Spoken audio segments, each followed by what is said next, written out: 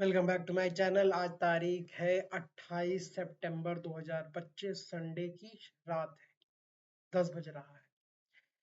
तो आज बात करेंगे शत्रुबोध का। ये एपिसोड है एपिसोड 9 और हम लोग बात करेंगे ब्यूरोक्रेट्स के बारे में। जैसे कि आजकल आम चर्चा है कि ब्यूरोक्रेट्स जो है वो निहायत ही करप्ट, काम को रोकने वाले और सरकार से पैसा लूटने वाले एक पूरी तरीके से टीम बन गए हैं। और इन्हीं के बारे में अब कुछ ना कुछ करना पड़ेगा, नहीं तो ये भारत को आगे बढ़ने नहीं देंगे। यही लोग हैं जो 10-10 साल तक प्रिपरेशन करते हैं। और ये साइकिल है, ये अंडे और मुर्गी वाली थोड़ी समस्या है। इसमें कुछ लोग जो तैयारी करते हैं वो इतना टाइम तक तैयारी कर चुके होते हैं कि वो फ्रस्ट्रेट हो जाते हैं, और जब उनको नौकरी मिल जाती है तो वो उसी तरह से करप्शन करके उस चीज की भरपाई करना चाहते हैं जितना उन्होंने कष्ट को सहा है। अब इन लोगों को सरकार से जो सुविधाएं मिली हुई हैं, जो सिक्योरिटी मिली हुई है जॉब की, इसलिए इन लोग की जॉब तो जा नहीं सकती है। तो इन लोगों को उसी तरीके से तोड़ने वाला है जैसे इंडियन आर्मी ने लो लेवल, बुद्धिहीन, मजदूर बुद्धि वाले सैनिकों को निकाल बाहर किया है। इसको कहने में बिल्कुल नहीं चूकना चाहिए कि हमारे देश को अब ड्रोन चलाने वाले, कंप्यूटर लैपटॉप को समझने वाले योद्धाओं की जरूरत है, ना कि उन जाहिलों की जो फावड़ा चलाने के अलावा कुछ नहीं कर पाते हैं। ये बातें हम लोगों को कहनी पड़ेंगी, नहीं कहेंगे तो ये लोग ऐसे ही ट्रेनों में और कहाँ कहाँ आग लगाते रहेंगे कि भैया अब तुम्हारी जरूरत नहीं है, हम लोगों को फावड़ा चलाने वालों की जरूरत अब नहीं है। अब ड्रोन चलाने वालों की वैल्यू ज्यादा है, जो थोड़ी बुद्धि लगा सकें, चीजों को हैक कर सकें, टेक्नोलॉजी को समझ सकें, कैमरा देख के लोगों को टारगेट कर सकें, जिसको टारगेट करना है किसको नहीं टारगेट करना है, जीपीएस समझ सकें। ठीक है, टेक्नोलॉजी। और उसी तरीके से अग्निवीर वाला प्रोग्राम जो है वो सरकारी नौकरियों में भी लगाना चाहिए। अगर इसमें रिजर्वेशन वाला वो है तो हाँ, रिजर्वेशन को कम्प्लीटली फॉलो करिए। जब आपको 25% रोकने रहेंगे तब भी आप रिजर्वेशन को कम्प्लीटली फॉलो करिए, कोई दिक्कत नहीं। लेकिन लोग सिर्फ 4 साल के लिए ही आएंगे और उसमें से 25% रोके जाएंगे, बाकियों को बाहर कर दिया जाएगा। सबसे बड़ी बात, जो लोग 10-10 साल तक, 8-8 साल तक इसकी तैयारी कर रहे हैं, वो इसकी तैयारी कम करना शुरू कर देंगे। दूसरा, अगर उसके बाद भी लोग आते हैं तो उन लोगों को रिटेन किया जाएगा जो कि अपनी फील्ड में काफी अच्छे हैं। और वैसे इसका 4 साल का ही ड्यूरेशन रहे तो कोई खराब नहीं है। ठीक है, बाहर से भी प्रोफेशनल को लाया सकते, जैसे रेलवे है।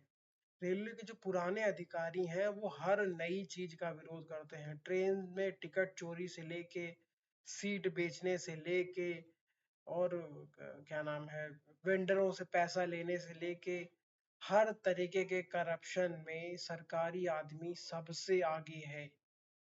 और इतनी आसानी से ये लोग कह देते हैं कि मेरा 1 करोड़ का बंगला है, ये प्लॉट मैंने वहां लिया है, ये गाड़ी मैंने ली है, जबकि उनकी सैलरी ही उस चीज को जस्टिफाई नहीं कर सकती है, चाहे वो 10 गुना कर दिया जाए।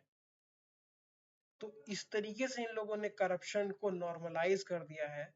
अभी एक वीडियो बना था, छोटी फिल्म करके यूट्यूब चैनल है, उसने बनाया था कि किस तरीके से आरटीओ वाले सारे टेस्ट पास करने के बाद भी, सारे फॉर्म्स फिलअप करने के बाद भी, जब तक पैसा नहीं ले लेते हैं तब तक उस आदमी का लर्निंग लाइसेंस वो नहीं बनाते हैं।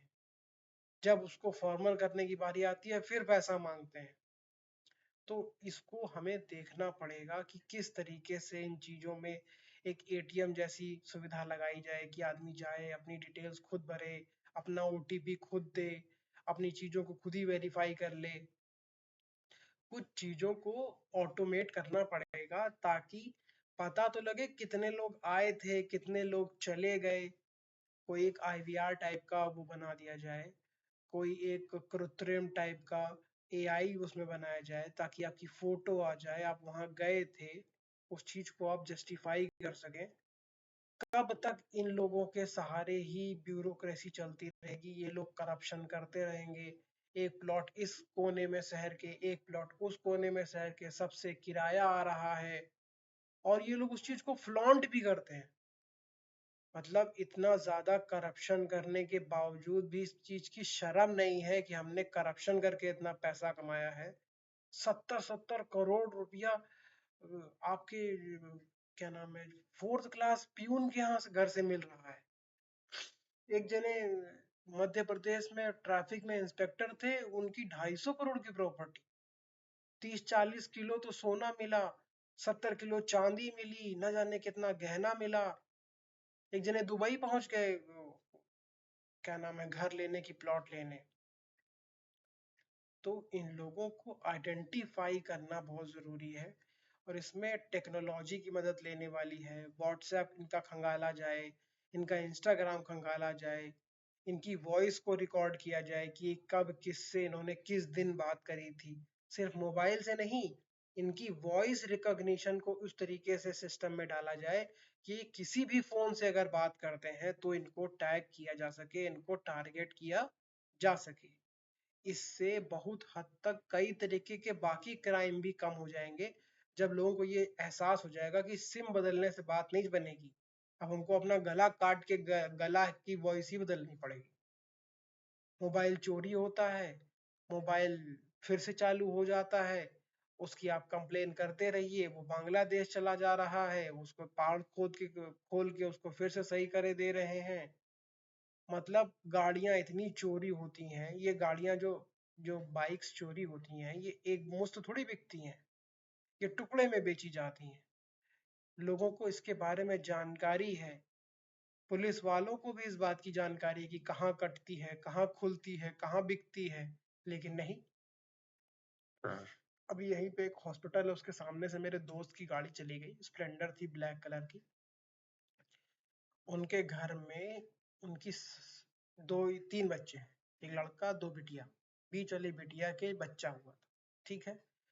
उन चक्कर में वो गए, उनकी गाड़ी 5-10 मिनट में वहां से गायब हो गई, आज तक नहीं मिली। और पक्की बात है कि लोगों ने, जिन लोगों ने चोरी करी थी, उसके अंजर पंजर निकाल निकाल के बेचे होंगे।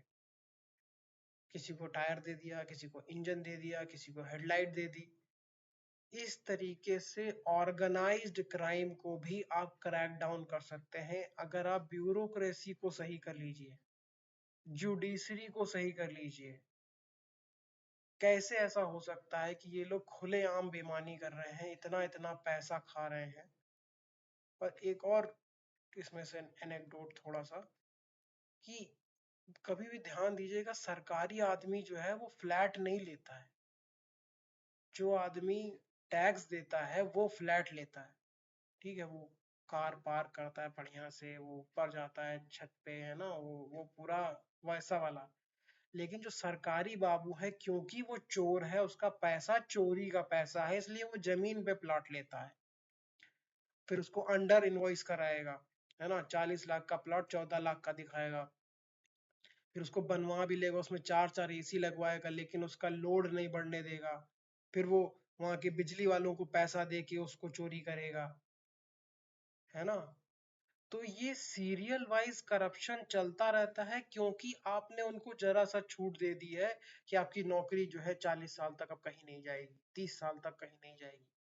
इसको बहुत जल्दी टारगेट करने की जरूरत है, कुछ लोगों को पकड़ने की जरूरत है, कुछ लोगों को डराने की जरूरत है, और जो नए आने वाले हैं उनको ये बताने की जरूरत है, आपकी नौकरी भैया सिर्फ 4 साल की है, इसको नौकरी की तरह करिए, ये आपका घर नहीं है, इसको सही से करिए, और नहीं तो आगे चलिए। सरकार को आपकी सुविधाओं की कोई जरूरत नहीं है, जितना आपने बेईमानी करनी थी आप कर चुके हैं, इससे ज्यादा बेईमानी बर्दाश्त से बाहर है। धन्यवाद।